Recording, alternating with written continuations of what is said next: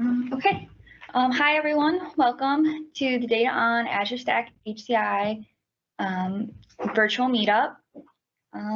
Today, we have with us Todd Christ, who is the Senior Solutions Architect at Intel.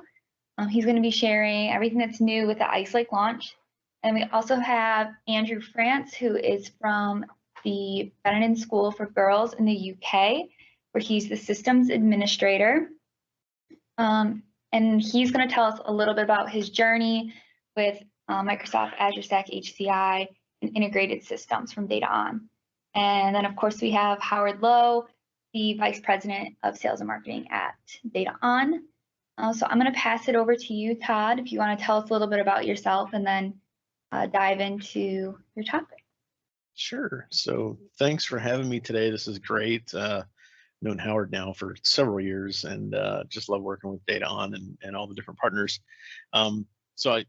As Rachel said, I'm a senior solution architect. I work on what used to be called enterprise and government. Now I am in our cloud and enterprise solutions group, which is in the data center platforms team. I'm the lead solution architect for Azure Stack HCI and in general, Microsoft infrastructure products that you'll find in the data center, also looking at the hybrid models of how we're partnering things up with Azure Public Cloud and whatnot. So lots of activity, as you guys know. Microsoft is a huge company, has very large breadth and scope, and we try to work with them. We worked with them for the past 25 years, right, to be able to deploy, not only the latest, greatest hardware, but also, paired up with their software, make things really well. And then we've got the value added from DataON to add not only just build the systems, but to add, like DataON Must, right? So Windows Admin Center, you get those plugins, all that fun stuff. So that's my quick intro. I guess I've been at Intel for 25 years, which is almost scary to say anymore because that's a long time. But I've been very fortunate, and it's been a great ride. Everything from started out in IT. Started out in IT, and then now I'm in the product group working on data platforms. So with that, you just want me to jump into the slides? Got a handful of slides. Maybe Andrew could do a quick intro too. Yeah. We'll pass it to you. But you look young for a 25-year-old veteran, Todd. Thank you. Yeah, I think I started when I was 3. So no, I'm kidding. All right. Go ahead, Andrew. Okay. So I'm Andrew. I'm really pleased to be here and share our journey through Azure Stack HCI. I think we're kind of a small, compact team in the school. It's not a big school. It's kind of typical size for an independent, but it's nothing like your state sector. We've got 550 students. They come from all around the world. So we have quite a lot of Asian students coming over. So and we get Americans and people from Africa. So all around the world. So they all come to our school. And it's a all-girls school, and it's a fully boarding school. So during the term time, the school is basically their home. So what we're trying to do is, for me, as a systems administrator, is be able to provide all the services that they need and all the kind of and almost like a home away from home as well, and keep the systems running and the school running 24/7. I guess they don't have that home time that you'd get in a typical school where at the end of the day, at 3 o'clock, 4 o'clock, everybody goes home. The school continues, and then they need to speak to the parents and all that kind of thing. So we need to make sure that our systems can commit to that kind of expectation. So when we're looking at our cluster, our virtual environment, we're looking for something that's highly resilient, that can withstand quite a bit of failovers, because it's literally the expectation is through the roof in terms of there's literally in terms of downtime, there's no tolerance at all for that. So and because we're such a compact team in the IT department, there's 6 of us in the IT department, and half of that is frontline. It does mean that we've got to kind of box clever. So the systems that we choose have got to work for us. We can't really commit too much to an individual system, because we have things ranging from Aruba Wi-Fi controllers to ClearPass NACs to all our HP switching. So we have to spread ourselves across all of these systems. So when it comes to the virtualization, which I guess is something that I've been involved in right from when Hyper-V came out, and that's when we first got it, when we're looking at VMware and Hyper-V.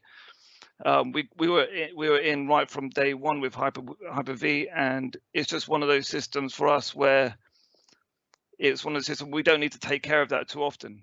But I'll discuss that a bit more in depth as it come back around to me. Funny. But at girls' school, I was thinking, you said girls. I have two girls, 11, 13. I feel like your ITs have to spend all night. I say Instagram, use your IT resource to do chatting. That's why you have to maintain, make sure they don't go down.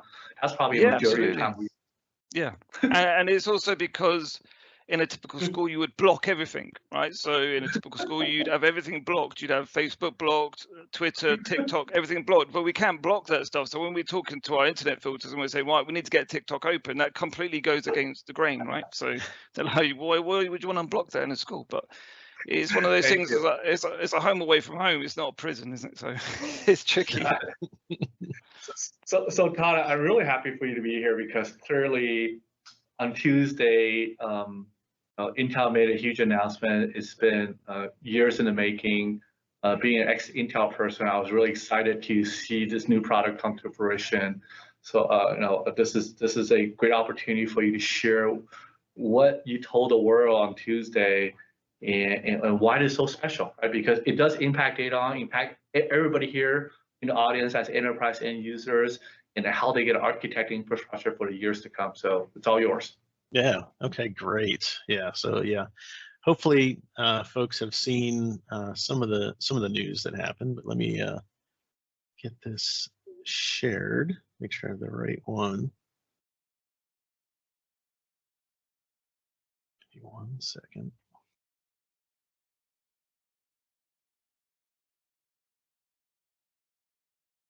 And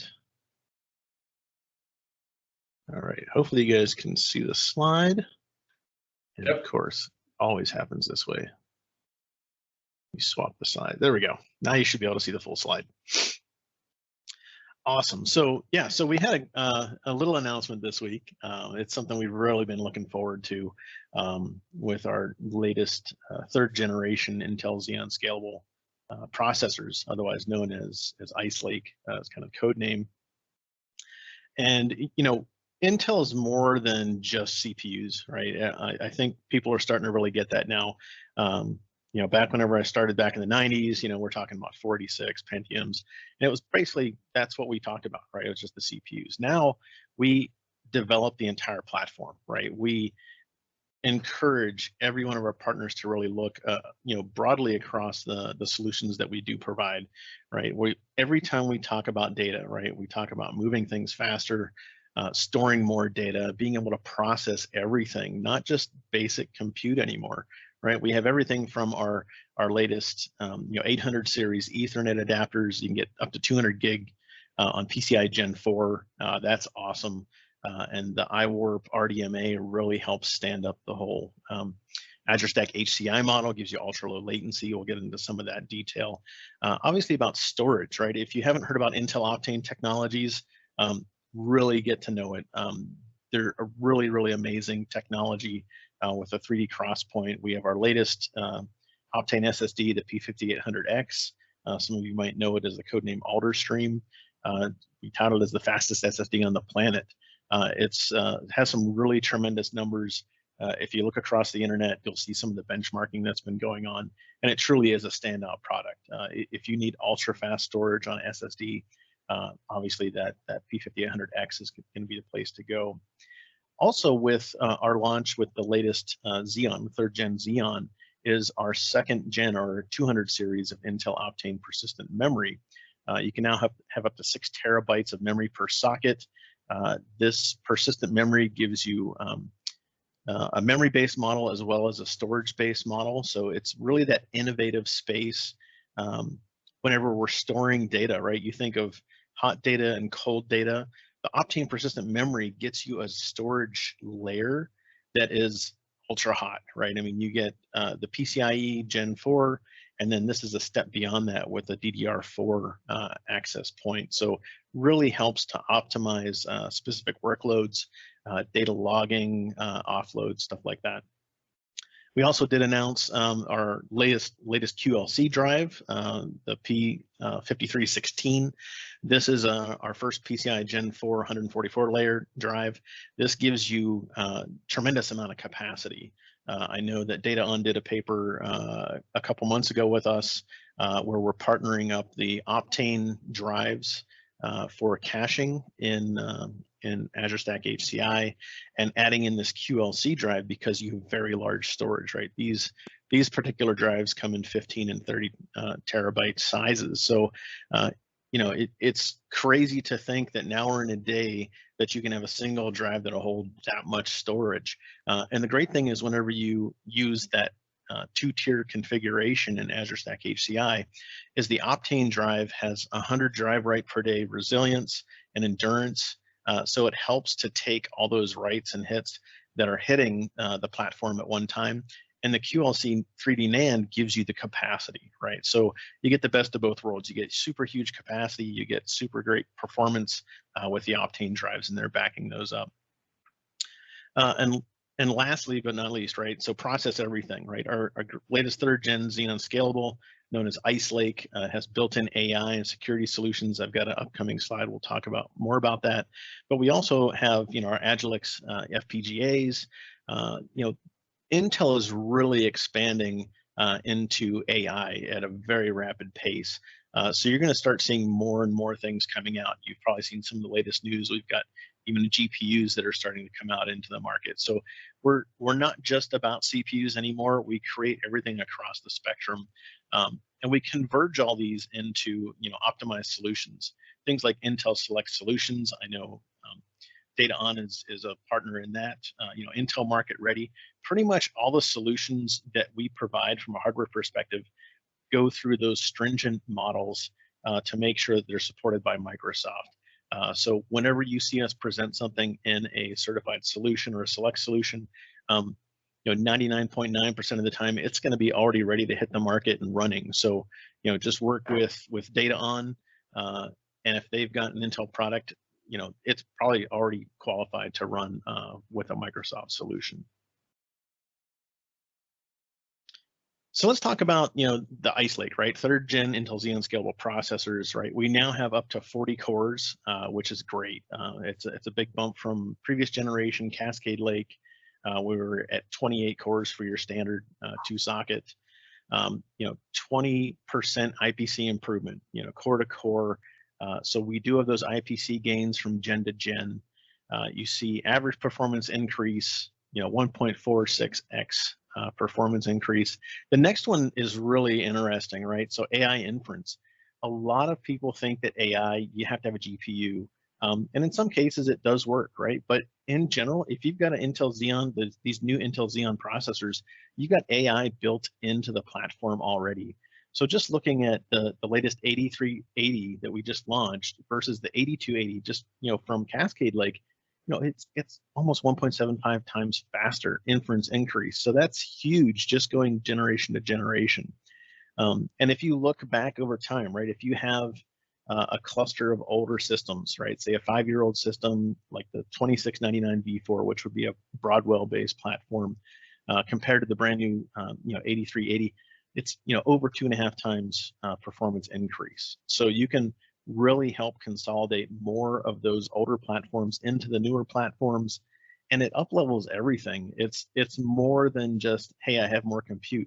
No, you've got more compute, you've got more throughput, you've got more memory capacity, and you've got AI built into all this. So it's a really innovative step, right? As we go forward into, you know, into the next couple of years, we're going to see AI really building into just basically everyday types of compute. So that's a really exciting space to see, you know, where we're getting into from there. And also, this is on 10 nanometer, right? This is huge. Yes, right? it is. Yes. So everybody's been waiting for 10 nanometers. So yes, thanks for mentioning that. That is a big thing, and it's you know, it's been a long process, but you know, we have some fantastic products now, and it's this is going to be one of those last generations that you're going to see these monolithic dies in the data center, right? As we've been talking You've seen Raja talking about it probably in some of the stuff, but we're moving into this new tile architecture. So this is one of the last,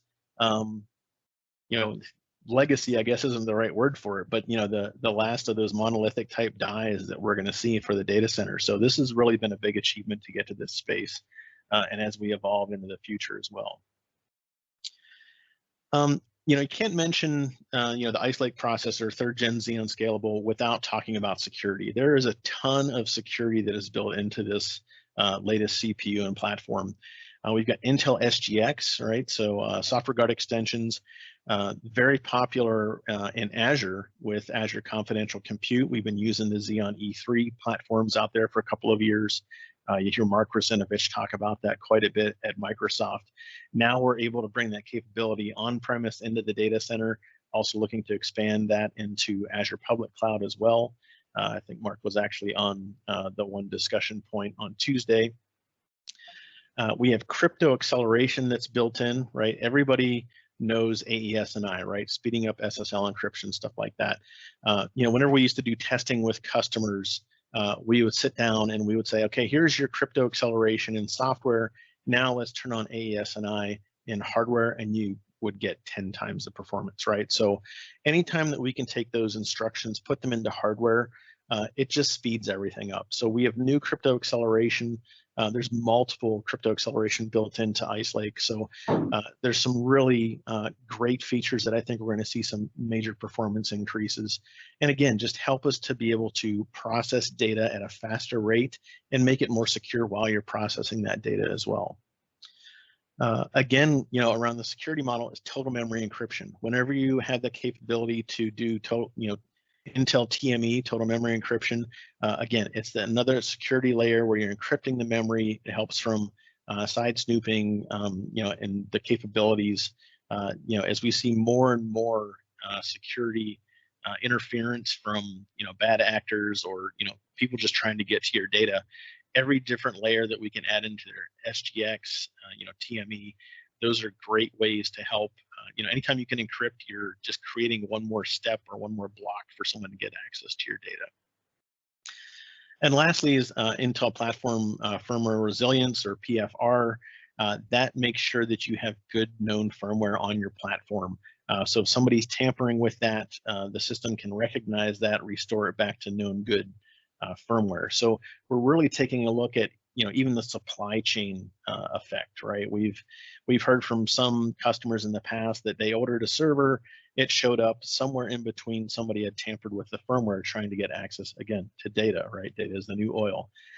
So we've created this newer technology to be able to say, hey, this is not what it looked like whenever this was shipped out from the factory. Let's revert that back, and that way the bad actor is stopped from that perspective. So really, really amazing technology that can be built into the hardware.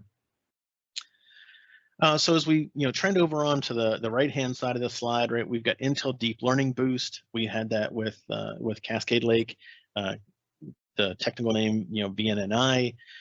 We now have Intel Speed Select technology, gives you capability to be able to run the processor at different speeds and different TDP levels, being able to make sure that you're getting the right performance for the right applications. For example, if you've got a cluster, you want to enable Intel Speed Select technology to increase your the gigahertz to go towards your SQL-based workload, and let the lower ranked processors run on standard file serving or other not as intensive type of technologies. Again, with AVX 512, we have 2 FMA now with AVX 512, so you're able to process more data. Any type of software technology that can utilize AVX 512, Deep Learning Boost, you're going to see some great acceleration from that. And Intel is really focused on helping customers understand that through things like One API, right? We optimize software not only from like a driver perspective, but we're trying to build these APIs. So whenever you get a new platform like this 3rd Gen Intel Xeon Scalable, it branches out into all the facets that you connect into, right? So we talk about hybrid cloud a lot. We talk about public cloud. Being able to use this One API gives you those fine-tuning capabilities, whether you're on-prem or off-prem, and be able to stitch those things together. So whenever you have a new Xeon on-prem and say your new Azure Stack HCI cluster, you want to partner that up with some instances in Azure Public Cloud that we'll start to see those as well with these new Ice Lake processors in Azure. You'll be able to use this one API to use that same customized code to get the best benefit no matter where you deploy. And again, a lot of the stuff across the bottom, I think I've talked about that in the first slide. But again, you guys can take a look through this and we can talk about it more as we go throughout the day. So this is kind of the really cool slide. I wanted to share this since we are talking Azure Stack HCI. We have just gone through our first round of testing for our next revision of the Intel Select solution for Azure Stack HCI. And this is comparing to our solution that we had back in 2019 whenever we launched Cascade Lake, right? So the 2nd gen Xeon Scalable. Whenever we moved to the 3rd gen Xeon Scalable, we're seeing some amazing improvements here, up to 100% better throughput with our 3rd gen over the 2nd gen from 2 years ago, up to 10% improved read latency, and an astounding up to 175% improved write latency. So it's really fascinating to see. Not only, we can't credit this all just around hardware, right? Microsoft has made a tremendous number of changes over the past couple of years. Azure Stack HCI is now its own operating system. So they've done fine tuning, they've done revisions. We do code updates with them all the time to make sure that we get not only the best drivers, but to make sure that that software is working, right? You've got software-defined storage, software-defined networking, and the software-defined compute provided by Hyper-V. All of those things that Microsoft works on to improve that software code base works really well with this new hardware. And this is an entire platform upgrade, right? Going from 2nd gen Intel Xeon Scalable into this 3rd gen Xeon Scalable. You have a new chipset, you've got PCIe Gen 4, you've got more memory, you've got more memory lanes, right? We've got 8 channels now versus 6 channels previously. So a lot of these changes that you're seeing with this new Whitley platform is it gives you these astounding numbers, right? And it's really, really awesome to see some of those numbers come through. And I can just jump through real quick. I want to show you guys, because Howard wanted me to come in and kind of geek out a little bit, but here's, some of the initial benchmarks that we've seen. And you can see, the Ice Lake is the 6330, which is our Ice Lake solution. Cascade Lake is a 6230 on the right-hand side. And you can see the difference in the numbers, right? And really the line to focus on here is the 30% for read-write with 8 queue depth, because that best mimics like an OLTP or like a standardized type workload. And you can see, our previous generation from 2 years ago is 588,000 IOs per second. With this new generation, it's almost 1.4 million. So it's astounding to see the difference here. Wow. So yeah, this is some really cool stuff. And yeah, Howard, you guys will be getting the whole reference architecture for this as we get this published probably in the next couple of weeks. But this was kind of my cool geeky slide just because lots of numbers and chart and whatnot. But it made our own jaws drop to the floor seeing this tremendous improvement going from previous gen to new gen, and seeing that difference of, hey, here's our stamp that we had on paper 2 years ago, and here we are 2 years later, and the numbers are just astounding. So this is great. Yeah. I'm sure we'll dig a little bit deep into it. I think it's a good transition point from technology to reality, right?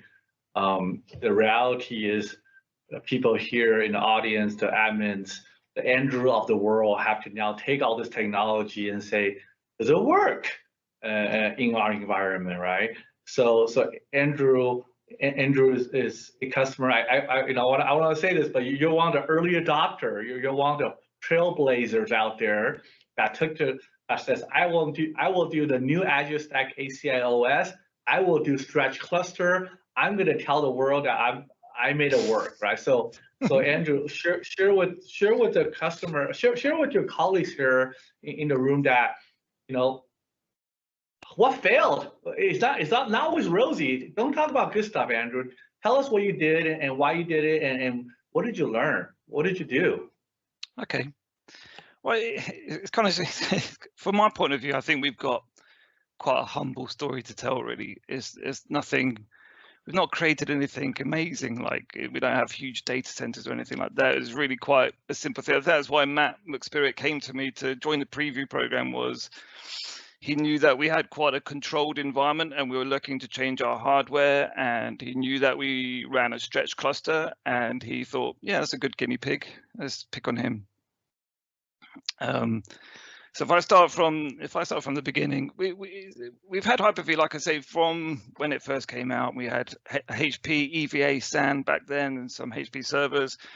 And that was just a single cluster, it wasn't a stretch cluster. And then we moved buildings, and then we built 2 data centers, and we needed something that would run across those 2. So we got, the logical thing at that point was to get an iSCSI SAN. So we got the kind of mid-tier HP SAN at that time, which was the left-hand solutions, which is turned into Store Virtual SAN, and another couple of some ProLine, not the ProLine, the DL, they were the 560 Gen 8 servers back then. It was quite an expensive setup because at that time we had a huge amount of servers and quite a lot of bloat in terms of Hyper-V servers, and it had a lot of storage. It was quite expensive. So for us as a school, we don't change our hardware that frequently. It might be that we change our hardware every 5 years, as it happened with the left-hand solution system. We had to add in nodes, remove nodes to flex with the storage. It was quite expensive. It was really expensive, actually. But it worked. It worked really well, and it seemed fine at the time. That was the right solutions for us. Beginning of last year was getting to the point where basically all of the iSCSI SAN nodes were out of support. We're into maintenance, and it was costly, and they're old, aging, and the Gen 8 servers were old. No, but they're all ticking over. There wasn't any issue with them in that sense. But you start worrying about failures and stuff like that, and you want to get back into a kind of refresh the hardware, get into a more supported environment. And we've been looking at HCI for a couple of years, but I mean, unfortunately for us, because we had the stretch cluster, it wasn't going to be a real option for us because we weren't interested in looking at automated scripts and Hyper-V replicas, when what we had at the time, or what we still have now, is iSCSI SAN, which goes across 2 complete data centers, and we just have one cluster, and the VMs just swim around quite happily without any automated scripts and Hyper-V replicas, and we've never had an issue with that.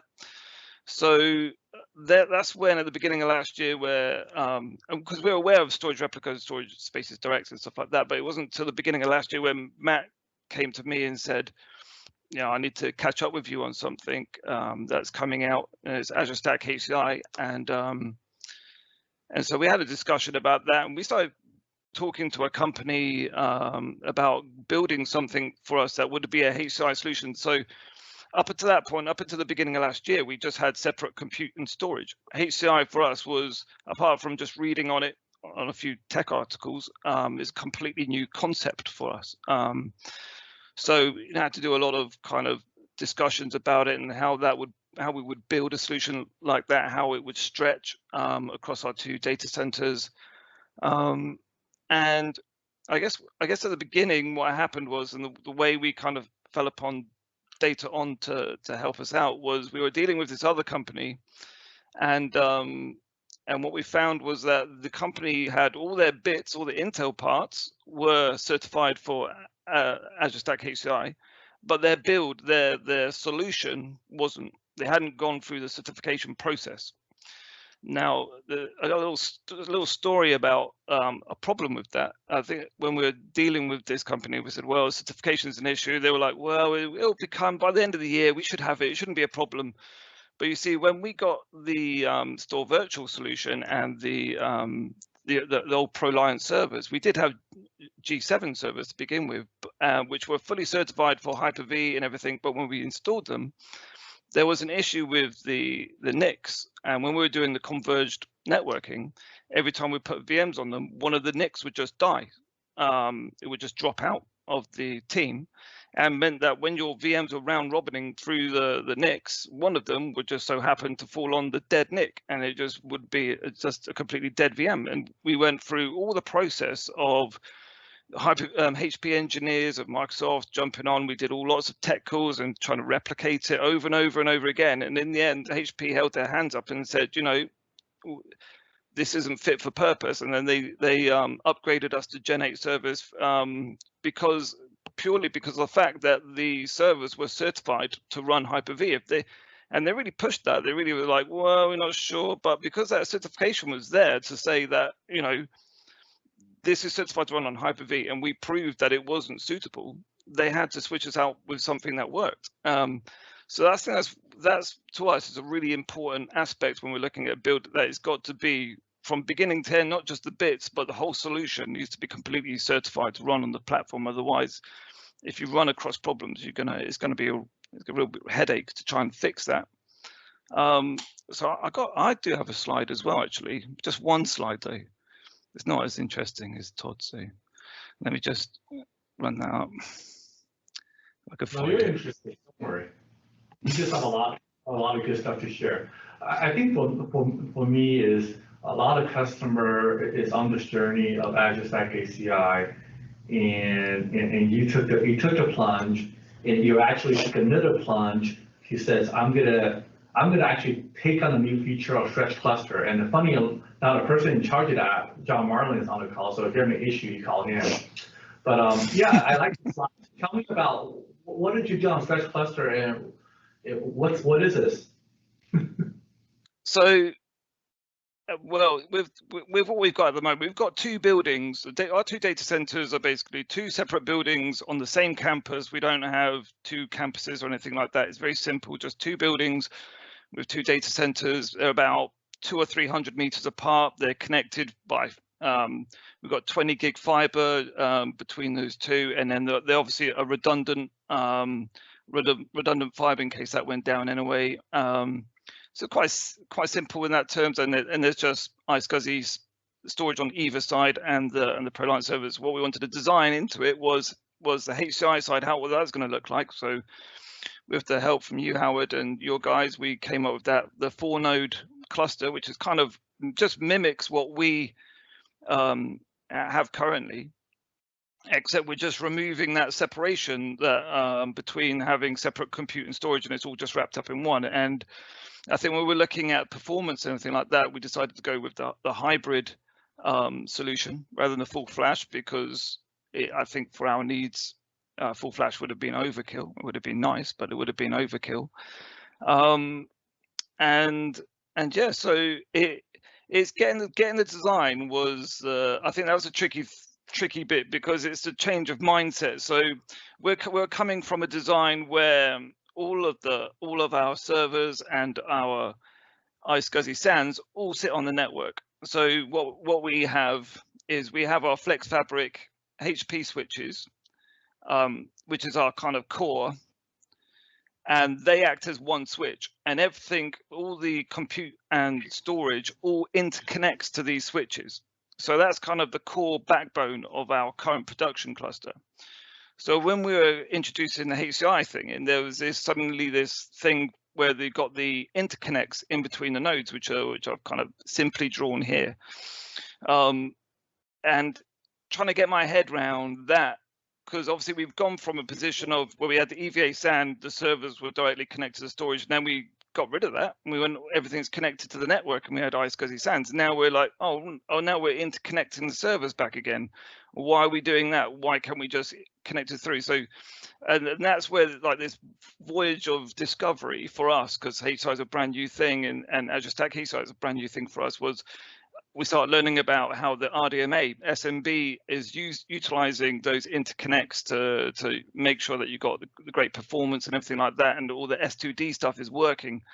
And I think it's one of those things that we're kind of discovering as we go along, because we've kind of got a black hole in our a black hole of our knowledge between when we got our cluster a few years ago, about 5 years ago, and we never adopted HCI, and now we're going into HCI with Azure Stack HCI. There's all these things, there's a lot of jargon actually that everybody kind of takes for granted, but for us, because we've been dealing with other things and then we're coming back into refreshing it, is, you know, you start jumping on calls and people are saying, oh, you've got to do your DCB, your PFC, your ETS, your NUMA, your RSS, and all these things. You think, yeah, it's brilliant. Now I've just got to go away and learn what all those letters mean. It's and once you get it, it's fine. It's quite simple, but it's when you first start on this road, that part of it seems a little bit daunting, I think. But when you attack it and you look at it, it's actually not that bad. But it was the design, I think, and also we're used to having a cluster where the virtual machines, right? They live anywhere. They just wash around the two buildings wherever they want to be. They, you know, between the nodes. It doesn't matter to us. And when we're doing maintenance, the VMs kind of just fall off one node, and wherever they go, that's fine, and that's not a problem. But when we're looking at the kind of Microsoft's idea of a stretch clustered with storage spaces direct and storage replica, you've got this idea of you've got a pool here, and you've got a pool here of storage spaces direct, and then you've got a storage replica between the two. Now you could have VMs washing over everywhere, but I found from my test that kind of bucked the trend of the idea. The idea was really that your VMs live in a primary data center, and then they fail over to your secondary when there's an issue. So they're failing over to the other pool. So that was a kind of change of mindset as well, because the first time I ran up the first kind of iteration of Azure Stack HCI when with the preview program was I was just I was live migrating VMs all over the place to test it, and I did come across an issue where obviously the live migration had preferred networks for the interconnects, and I was trying to live migrate from here to here, and then it was taking ages because it was going to try this interconnect, and then it would try this interconnect, and it said, oh, I can't find a route over to this server.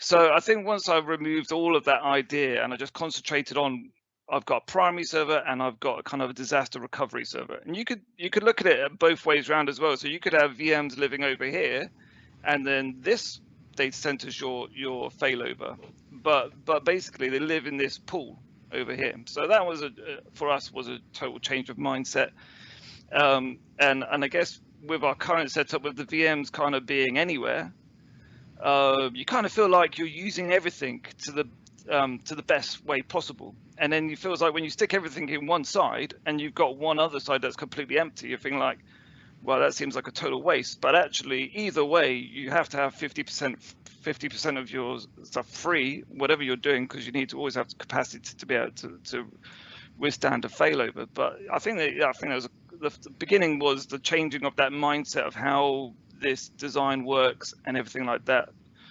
And I think for the things like I mentioned, the data center bridging and the priority-based flow controller, stuff like that, we did in the end with Jason from DataON, we did apply that to our interconnects, and add just so that was all in there. But I think in our case, I wonder whether actually we would have any issues with bandwidth or anything like that between but it's just good to have that in place. But it's kind of just one of these things that you get the jargon coming in and understanding what that means. The other thing we were building into the design of this was the failover. So what could we withstand? Because we can withstand quite a bit with the store virtual. Well, in my world, in how I think of it, I think we can withstand quite a lot in terms of the fault tolerance of what we currently have.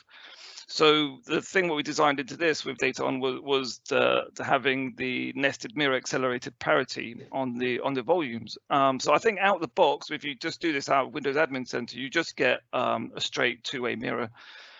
You have to use PowerShell if you wanted to add in the nested map volumes. At the moment, I presume that's going to be coming in at some point into Windows Admin Center, but at the moment you have to do all that in PowerShell. But that means that we can withstand a node failure and then also an additional disk failure as well. And that's kind of replicate what we have at the moment. When I look back at it and I look at why we did it, I maybe think that's maybe overkill, because we can already withstand a failure over one node to the other node, and then that node also over to there. So nested map kind of seems a bit overkill, but I think when we did our testing and we killed this server and we killed this, it was just like pulling power, and then everything failed over to the side, and then we killed this node, everything jumped onto this server, and then we just pulled a disk out of it, and everything carried on running. In fact, did you really do all that? Sorry? Did you really do all that?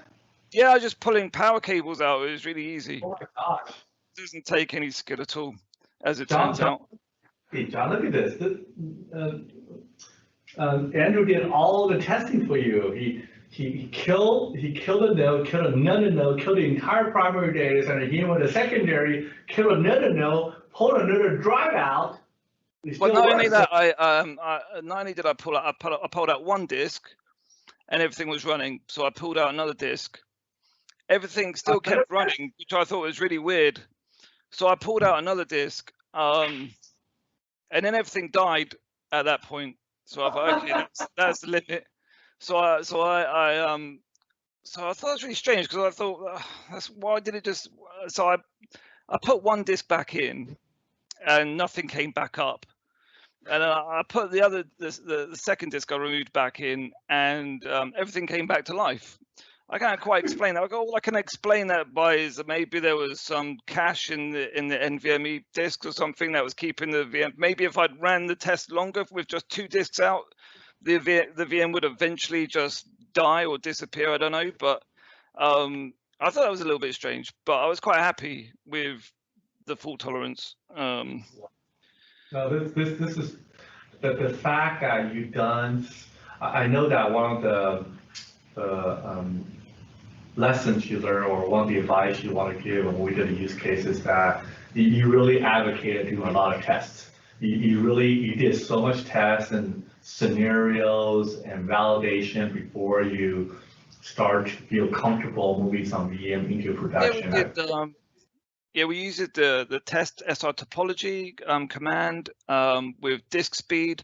There's actually some really good articles online that just lead you exactly through the type of tests you can do with those 2 things to get a real good idea of what you're going to get out of that. The only sticking point with that was for our tests, I couldn't really run SR test topology against a real life CSV. I had to create volumes that were actual map to drive letters and stuff like that, and run the test against those. So it couldn't run it as kind of true CSVs that the VMs were going to live in, but it was still a good test or a benchmark of. I mean, you guys benchmark the system anyway, so I was just doing belt and braces. But yeah, I mean, the performance compared to iSCSI sandwich. I mean, it's not going to surprise anybody to hear this, but the performance difference between an iSCSI SAN and this, I mean, it's just I couldn't even really compare the 2. It's completely different. And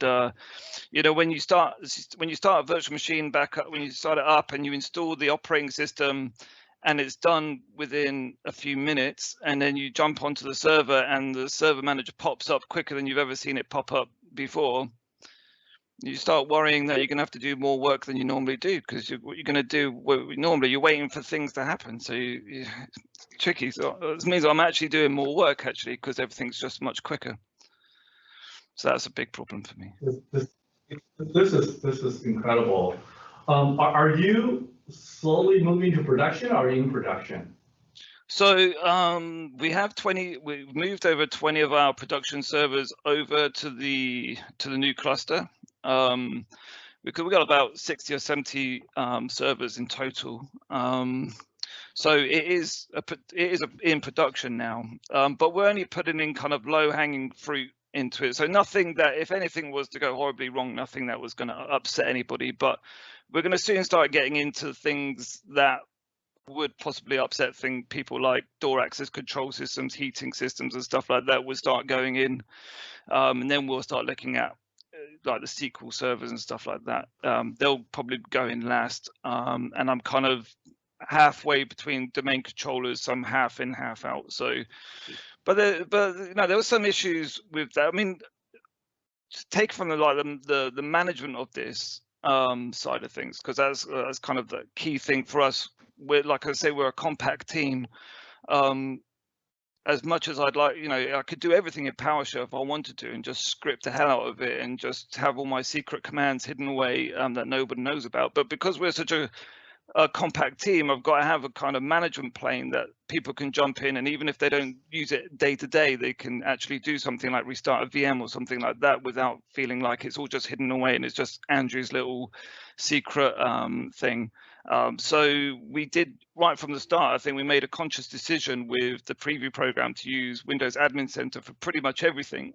So to building the cluster, to creating VMs and everything. And it's not perfect, it's at all, but it's amazing what they've done, to be fair. I mean, as we're scores, we get amazing discounts. We've got the full suite of System Center. So I've always used System Center Virtual Machine Manager to manage everything, along with and kind of like full to failover Cluster Manager and Hyper-V Manager if I need to, and then just use PowerShell for stuff that I just can't do any other way.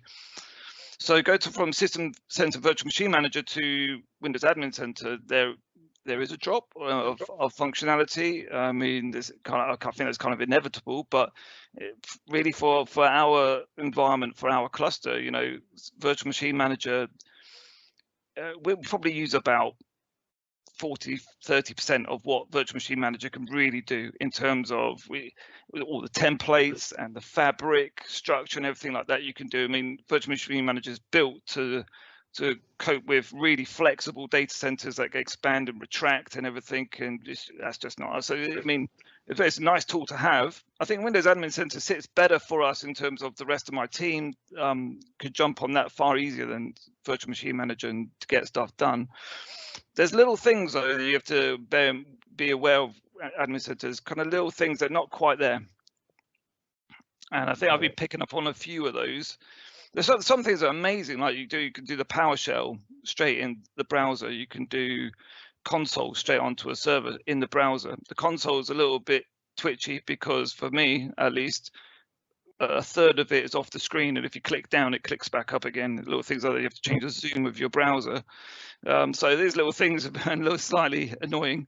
But other than that, you've got really, really nice features. But you've got other kind of things that pop out the woodwork that you kind of like not sure why they've done that like that, and which is a new one was when I was watching something and it come about the storage maintenance mode on for HCI clusters. So this is something that came out in 2016, putting systems into storage maintenance mode. Yeah. Hey John, having heard what Andrew said, what is your thoughts? More and more customers are taking your technology and putting it into raw action. Are you sweating? Oh, I'm never sweating. I'm happy as all get out. That's what we want. And back to what you were saying about the testing. Yes, we've tested that. That's something that we actually in Windows Server 2016 storage space is direct. If you lost 2 nodes, you're done. We're going to kill it. Yep. And it was all about resiliency. We increased that, did some additional resiliency to allow for some more failures in Windows Server 2019, and actually did it just a tad more with Azure Stack HCI. So it's not surprising that you could get down to 1 node with a couple of drives missing. Yeah, that was pretty amazing. 1 drive, but that's a lot of the things, because one of the comments that we had and have had over the last several years is all about the resiliency and allowing additional failures to occur. Once we started moving into the stretch, then we had to look at, okay, at a minimum, you could have a site down, so half your nodes are going to go, half your votes are going to go away from a storage spaces direct standpoint. So we had to build in that extra resiliency. So yes, good to hear that.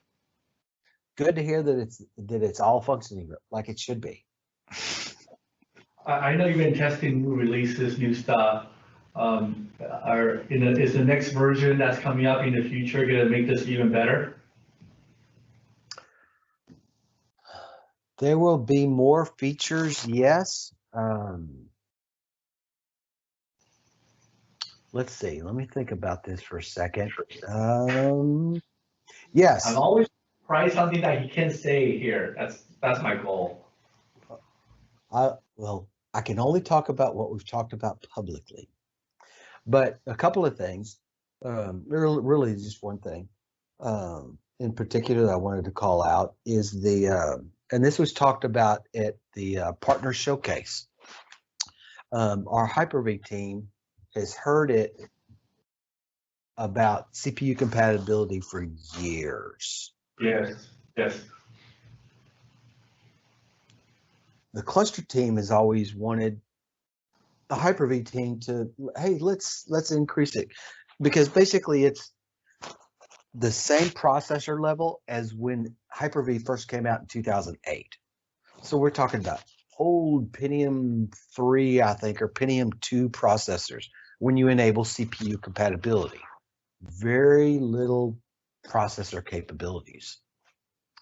What we're doing in Azure Stack HCI now is we're actually increasing that CPU compatibility level to I believe it's the Skylake level is the minimum level now.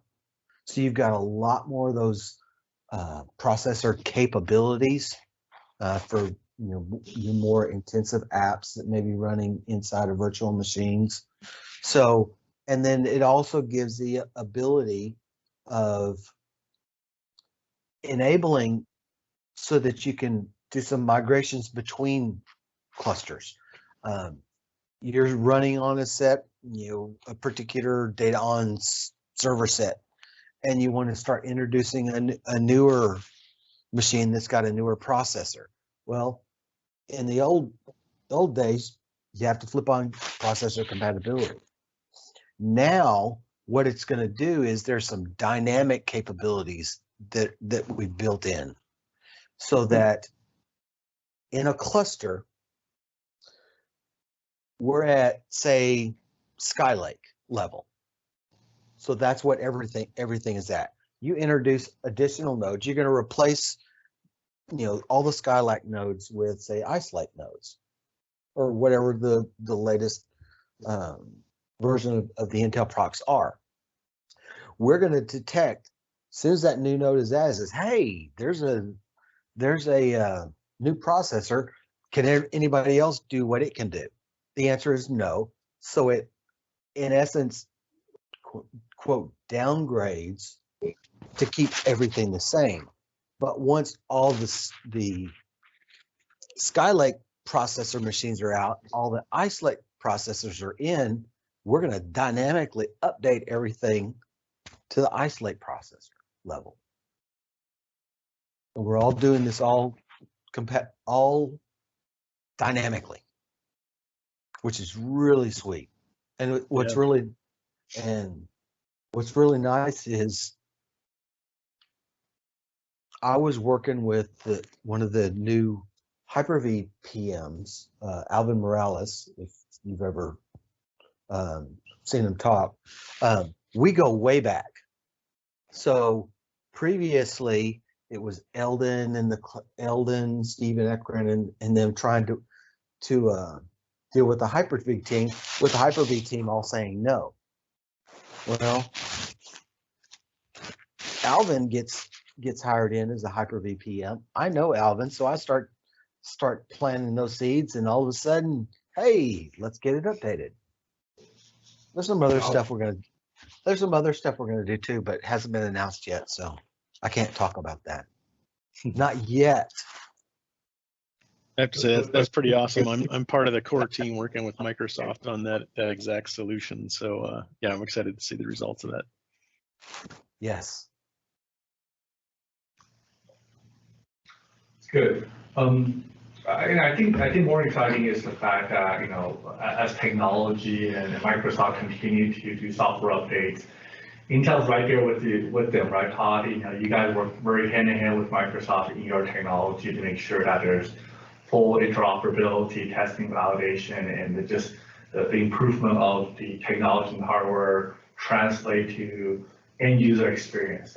That's really what it was important. One thing that you touched upon, which is quite an important topic recently, is AI, right? You're saying you're adding a lot of AIs into your new feature platform. How do you see those translate to enterprise customers, really? Like, people here are enterprise customers that does everything we talked about. How does AI, what Intel is doing, to help them in their design and help their data center and their infrastructure?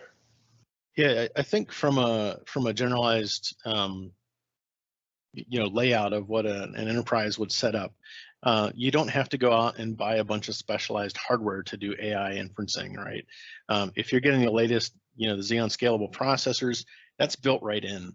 And anytime that you can create a software function into hardware, you're going to get that immediate speed up, right? So you're going to have, the crypto acceleration, the AI modeling as well. So not only are you computing your data faster, because you've got those different levels of encryption and security that can help process your data faster, but you also have the capability to do the AI inferencing, so you can start doing that data learning right from the get-go. So you have a platform that can already do that functionality.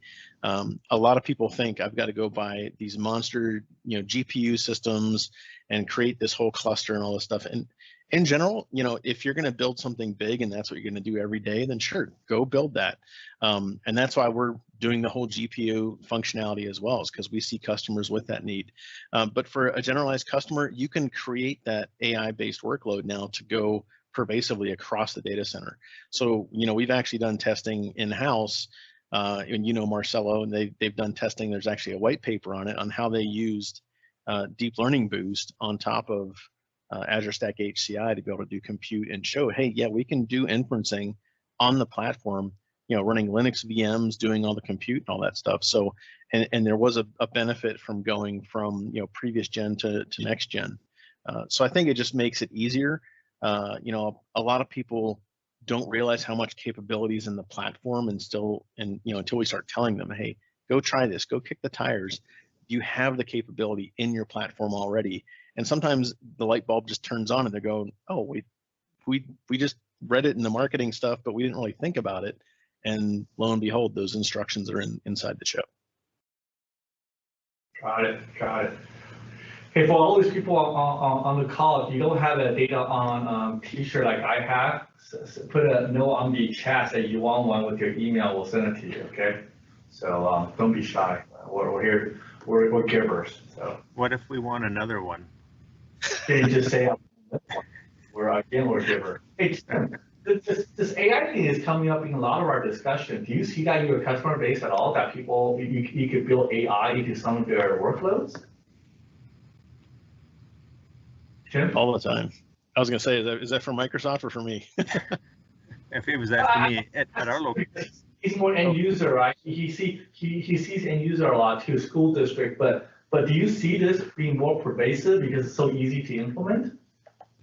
With our customers currently, no. We're not seeing a lot of internal type AI stuff.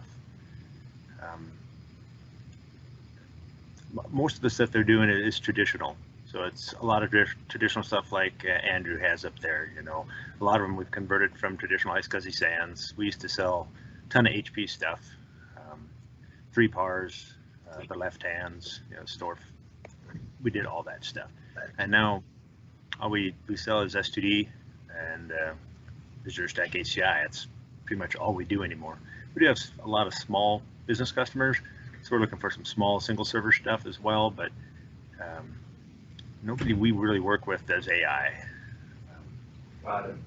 But it's interesting. I can see DataON in our conference room, putting a couple of cameras on there with our S2D, and we enable some of the key feature when people walking in, making sure Howard doesn't smoke and drink on the lobby. All right, so I can see those things happening, that you could actually take advantage of some of the built-in features and add some insights into it. Yeah, I do have a question for John, something we ran into lately, because we've got one of the 18 core processors, dual, of course. I gave us 72 processors total in there. We're trying to do some RSS driving so that we're controlling that.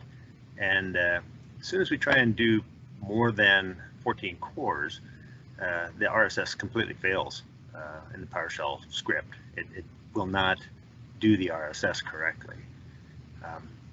So I'm not sure if it's a Windows issue or processor issue or what it is, but if we go more than 14 core, which is however many processors that is, we can't set the RSS like we normally would. So for that question, I am a very ranked novice on networking. Send me an email and I'll get you in touch with the right person. Okay, I can do that.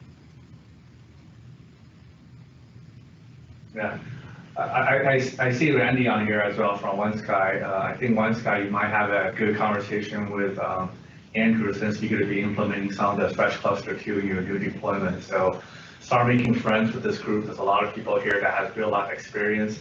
Just, if you want some contact, I'll connect you with Andrew, because there's a lot of stuff that he's not telling you. The midnight oil is burning to figure it out, that he's not showing, but I'm sure there's a lot of stuff behind it to make it work, because it's not just click a button. Trust me on that one. So a lot of knowledge. Yeah, I mean, sure. From my perspective, I think, like, if we're going to talk about issues that we faced during our little journey of Azure Stack HCI, to be honest, there hasn't been any. On the Azure Stack HCI, there simply hasn't been any issues at all. All my issues have been with Windows Admin Center. So in terms of, if you want to put a node into maintenance mode, it doesn't do the storage maintenance mode, it just does the cluster. So just be aware of that. If you're really worried about your disk storage solution being fully going into storage maintenance mode, Windows Admin Center is not going to do that for you, not yet anyway. And there's other things like loads of CRED SSP issues and stuff like that. So it's not a perfect thing, but I think it's great where it is at the moment. But I think the Windows Admin Center for us, it was the biggest problem, and also backup for us as well was a big issue. It still is a big issue for us. So that's another thing, because as a school, we use Data Protection Manager because it just comes with the suite. We always have done. I know it's not always the kind of hot favorite nowadays, but it just does what it needs to do for us. And there just simply isn't any support for Azure Stack HCI for DPM. And I don't know whether there will be. So that's something we're having to look at Azure Backup, because we're not in a position to get the likes of Veeam. Veeam would be amazing, but we're not in a position to be able to budget for something like Veeam. So we've got to look at other solutions like Azure Backup. So that's been another sticking point for us. Whereas the cluster aware updating, that's just worked perfectly. I've not had any issues with that. I've literally come in on a morning, noticed that the nodes had only been up for a few hours and wondered what the hell has just happened. And when I checked it, it did a cluster aware update overnight, and all my VMs were just running just where they were I left them the day before, and there was no issue at all. It's a little bit uncomfortable feeling, because I tend to know when the servers are rebooting. So that kind of feeling of just coming in the day and just find out the server's only been up for a few hours is a bit of a kind of, you got kind of something you feel like, oh my God, this is going to be a bad day. But that's just worked fine. And also on the scalable processors, that's been really, I mean, that was one thing, like in terms of the hardware, we're looking at the design of that. The scalable processors was something that kind of passed me by for a little bit on that, and I thought that's great, it seems fine. But looking at the use case, but now what we've done is we've dialed back all our processors right to the minimum. So it means that as we're building up our cluster, we're not paying the full amount for our Azure Stack HCI on the subscription, right? So as we build up our cluster, we can run up the scalable processors and run up the cores, and so we're not paying full whack for. I mean, it would be crazy to run all your processors at full when you've just got a few VMs in it. And what we probably will end up doing is, for our primary data center, we'll just up the processors, and maybe for the secondary, for the ones that we fail over to, we'll just keep them down at the bottom to keep our costs down. Wow. John, you didn't hit any of that. That's our one of the strategy with Intel Y processor, the ability to adjust the core and the speed as consumption increases. That's a good way to put it. But good job, Intel, putting that there because from a customer point, from a consumption point of view, it is an option that they like to have, and it's been a good option for a lot of customers here. Yeah. I think this is great. I think I'm very happy that Chris, Todd, thanks for coming on. Thanks for congratulations on the new release. DataON will continue. DataON will come out with a lot of new stuff in the coming months. It's not available today, so it's not something that just because Intel announced yesterday, we have it tomorrow. It doesn't work that way. It takes a month of qualification, certification, testing, validation before we could bring the next generation solution on board. But we'll bring that on as soon as possible. Andrew, thank you for sharing. Thanks for working with us at Microsoft. I think your experience is great. I think there will be a lot of customer and our partners and our people that's going to be reach out to you for any question because you've been through it. You're battle proven. So this is great. Any question for anybody on the group that want to ask, chat, bring up? I got one for Chris Todd there. What can you tell me about any improvements and stuff coming out with VROC? Improvement with VROC. Oh, that's funny. I've actually had several conversations this week around VROC. So for those of you who don't know, it's a virtual RAID on CPU. It basically gives you a capability to replace an add-in RAID card in your platform. It's all handled through the CPU and platform. Yes, there is the latest version of VROC is now out with Ice Lake. It's VROC 7.5. Also supports VMD. I believe it's 2.0. Yes, so there are some performance improvements. It's ongoing as well. You'll see in the next generation there'll be a refresh of it as well. But VROC is becoming one of those really big focal points. We've talked to several customers that really like that. Right? If you can get rid of a $300 RAID card across 100 servers, that adds up pretty quick, right? And if we can provide that same level or better performance that previous RAID card could provide, that's something that we can definitely help companies and customers be able to move forward with that type of model. Did you have anything specific around that? Yeah, so currently, we're looking at some DataON servers, the little 1U guys that hold 8 NVMe drives, but we've got to have a retimer card in there. There's 4 onboard OptiLink ports, and then you've got to throw a retimer card in there to get all the drives to talk. But with the VROC, you can't take all of those drives together. You've got to throw in the 8-port card to be able to create a volume out of it, or you can create 2 separate ones. Are they going to put the more OptiLinks built into the motherboard on the next gen? Because I know there's going to be a 12 bay 1U server coming. Yeah, I don't know where I heard that. I'll have to look into the specific details on that. I do know that VROC VMD can support 24 in the box right now. So it might be a design item. So if you need to have those different OptiConnects, then yeah, we can provide that for build out. And maybe something that's Howard, we can kind of sync up on that and see where things are moving in the future. But yeah, let's definitely stay in sync on that. And feel free to send me an email. It's just todd.chris@intel.com. So pretty easy to get a hold of me. Okay, I'll keep this Todd offer. I'll give you his email. You can reach out to him. I'm sure he'll get the information even faster than us. Awesome. Great. Hey guys, thank you for coming on. This is great session, great customer experience, great technology today. If you have any questions, reach out. We know John's always available for Microsoft to answer a question. Reach out to DataON, and looking forward to see you guys in a month. Looking forward to talking to you maybe face to face in half a year. So talk to you guys soon. Awesome. Thanks for having me. And congrats, Andrew, on a great deployment. We'll talk to you guys soon. Thank you. No problem. Cheers. Thanks, guys. Bye-bye. Enjoy.